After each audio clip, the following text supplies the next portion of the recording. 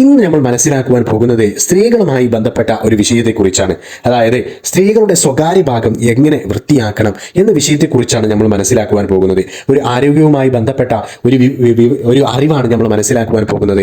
പലർക്കും ഈ ഒരു അറിവ് മറ്റുള്ള അറിയുന്ന ആളുകളോട് ചോദിച്ച് മനസ്സിലാക്കാൻ മടിയായിരിക്കും. എന്നാൽ ഇത് സ്ത്രീകൾ നിർബന്ധമായും ശ്രദ്ധിക്കേണ്ട, അവരുടെ ആരോഗ്യത്തിന്, അവരുടെ ശരീരം നല്ല രീതിയിൽ സംരക്ഷിക്കുവാൻ വേണ്ടിയിട്ടൊക്കെ എല്ലാ രീതിയിലും സ്ത്രീകൾ മനസ്സിലാക്കേണ്ട ഒരു വിഷയം തന്നെയാണ് ഇത്. മറ്റുള്ള പ്രശ്നങ്ങളെപ്പോലെ അല്ലെങ്കിൽ മറ്റുള്ള നമ്മുടെ ശരീരത്തിൻ്റെ മറ്റുള്ള ഭാഗങ്ങളെപ്പോലെ നമുക്ക് ഇതൊക്കെ ചിലപ്പോൾ ചോദിച്ച് മനസ്സിലാക്കാൻ, അറിവുള്ളവരോടൊക്കെ ചോദിച്ച് മനസ്സിലാക്കാൻ സ്ത്രീകൾക്ക് മടിയായിരിക്കും. അതുകൊണ്ട് തന്നെ നമ്മൾ മനസ്സിലാക്കുവാൻ പോകുന്നത് സ്ത്രീകളുടെ സ്വകാര്യ ഭാഗം എങ്ങനെ വൃത്തിയാക്കണം എന്നതിനെ കുറിച്ചാണ്. ആദ്യമായിട്ട് സ്ത്രീകൾ ശ്രദ്ധിക്കേണ്ടത് ദിവസേന യോനി ഭാഗം വെള്ളം ഉപയോഗിച്ച് വൃത്തിയാക്കാൻ ശ്രദ്ധിക്കണം. എല്ലാ ദിവസവും വെള്ളം, അതായത് ഇപ്പോൾ ടോയ്ലറ്റിലൊക്കെ പോയി കഴിഞ്ഞാൽ വൃത്തിയാക്കാൻ നിങ്ങൾ നിർബന്ധമായിട്ടും ശ്രദ്ധിക്കണം. മാത്രമല്ല എല്ലാ ദിവസവും ദിവസേന യോനി ഭാഗം നല്ല വൃത്തിയിൽ വെള്ളമൊക്കെ ഉപയോഗിച്ച് വൃത്തിയാക്കാൻ നിങ്ങൾ ശ്രദ്ധിക്കണം എന്നാണ് ആദ്യമായിട്ട് പറയാനുള്ളത്. ഇനി രണ്ടാമതായിട്ട് മനസ്സിലാക്കേണ്ട കാര്യമാണ് ദിവസേന അടിവസ്ത്രം മാറ്റണം. ദിവസേന അടിവസ്ത്രം മാറ്റാൻ ശ്രദ്ധിക്കുക. ഉറങ്ങുമ്പോൾ അടിവസ്ത്രം കഴിവതും ഒഴിവാക്കാൻ ശ്രദ്ധിക്കുക. ഉറങ്ങുമ്പോൾ അടിവസ്ത്രം കഴിവതും ഒഴിവാക്കാൻ ശ്രദ്ധിക്കുക. ഈ കാര്യം പ്രത്യേകം ശ്രദ്ധിക്കുക.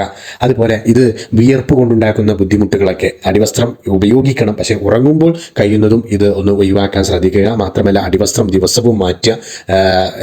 ഒരു ദിവസം ഇട്ട അടിവസ്ത്രം തന്നെ അടുത്ത ദിവസവും ഉപയോഗിക്കാതിരിക്കുക.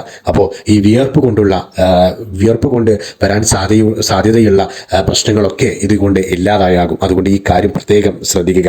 ഇനി അടുത്തതായിട്ട് പറയുന്നത് സോപ്പ്, ക്രീം, അതുപോലെ തന്നെ ആൻറ്റിസെപ്റ്റിക് ലിക്വിഡുകൾ, അതുപോലെ തന്നെ ജെല്ലുകൾ, അതുപോലെ തന്നെ സ്ക്രബുകൾ, അതുപോലെ പൗഡർ, ഇങ്ങനെ തുടങ്ങിയവയൊക്കെ യോനി ഭാഗത്ത് ഉപയോഗിക്കാതിരിക്കുക. ഈ കാര്യം പ്രത്യേകം ശ്രദ്ധിക്കുക. നിർബന്ധമായിട്ടും ശ്രദ്ധിക്കേണ്ട കാര്യമാണ്. പലരും ഈ ഒരു ഇങ്ങനെയുള്ള പ്രൊഡക്റ്റുകളൊക്കെ യൂസ് ചെയ്യുന്നവരാകാം. അതുകൊണ്ട് നിർബന്ധമായിട്ടും ശ്രദ്ധിക്കുക. നമ്മുടെ ഈ ഒരു പുതിയ കാലഘട്ടത്തിൽ പല വ്യത്യസ്തമായിട്ടുള്ള പല പ്രൊഡക്റ്റുകളും ഇറങ്ങുന്നത് കൊണ്ട് തന്നെ പലർക്കും ഉപകരിക്കും. അതുപോലെ തന്നെ നല്ലൊരു സ്ത്രീകളുടെ ആരോഗ്യം സംരക്ഷിക്കുക എന്നതുകൊണ്ടൊക്കെ എന്ന ഒരു ഉദ്ദേശമൊക്കെ വെച്ചുകൊണ്ടാണ് ഈ ഒരു വിഷയം നമ്മൾ അവതരിപ്പിക്കുന്നത്. പലർക്കും എന്താണ് ഇയാളെന്താ ഇങ്ങനെയൊക്കെ പറയുന്നത് എന്നൊക്കെ പല ആളുകളും പറയാൻ സാധ്യതയുണ്ട്. അതുകൊണ്ട് ഒരു ആരോഗ്യപരമായിട്ടുള്ള ഒരു അറിവായിട്ട് ഇത് എല്ലാവരും കാണണം. അപ്പോൾ എന്താണ് ഇപ്പോൾ പറഞ്ഞത്? സോപ്പ്, ക്രീം, ആൻറ്റിസെപ്റ്റിക് ലിക്വിഡുകൾ, അതുപോലെ തന്നെ ജെല്ലുകൾ, സ്ക്രബുകൾ, പൗഡറുകൾ, ഇതൊന്നും യോനി ഭാഗത്ത് ഉപയോഗിക്കരുത്. ഈ കാര്യം പ്രത്യേകം ശ്രദ്ധിക്കുക. അതുപോലെ ടാമ്പുകളും സാനിറ്ററി പാഡുകളും ഇടയ്ക്കിടയ്ക്ക് മാറ്റാൻ ശ്രദ്ധിക്കുക.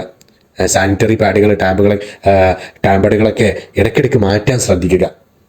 അതുപോലെ തന്നെ അടിവസ്ത്രങ്ങൾ പ്രത്യേകം കഴുകാൻ ശ്രദ്ധിക്കുക. നമ്മൾ സാധാരണ ഉപയോഗിക്കുന്ന വസ്ത്രങ്ങളെ പോലെയല്ല, അടിവസ്ത്രം പ്രത്യേകം നല്ല രീതിയിൽ കഴുകി വൃത്തിയാക്കി നല്ല വെയിലത്തിട്ട് തന്നെ ഇത് ഉണക്കാൻ പ്രത്യേകം ശ്രദ്ധിക്കണം. എങ്കിലേ അതിലെ അണുക്കളൊക്കെ നശിച്ചു പോവുകയുള്ളൂ. ഈ കാര്യം പ്രത്യേകം ശ്രദ്ധിക്കുക. അപ്പോൾ ഈ വിഷയത്തെക്കുറിച്ച് ഇത്രയുമാണ് മനസ്സിലാക്കുവാനുള്ളത്. പല സ്ത്രീകൾക്കും ഇങ്ങനെയുള്ള വിഷയങ്ങളൊക്കെ ചോദിച്ച് മനസ്സിലാക്കുവാനൊക്കെ മടിയായിരിക്കും അറിയുന്നവരോടൊക്കെ. അതുകൊണ്ട് തന്നെയാണ് നമ്മുടെ ഈ ചാനലിലൂടെ ഒരു വ്യത്യസ്തമായിട്ട് സ്ത്രീകൾക്ക് ഉപകരിക്കും എന്നതുകൊണ്ട് തന്നെ ഒരു വ്യത്യസ്തമായിട്ട് ഒരു സബ്ജക്റ്റ് പറഞ്ഞിട്ടുള്ളത്. അപ്പോൾ സ്ത്രീകളുടെ സ്വകാര്യ ഭാഗം എങ്ങനെ വൃത്തിയാക്കണം എന്ന വിഷയത്തെക്കുറിച്ചാണ് മനസ്സിലാക്കിയിട്ടുള്ളത്.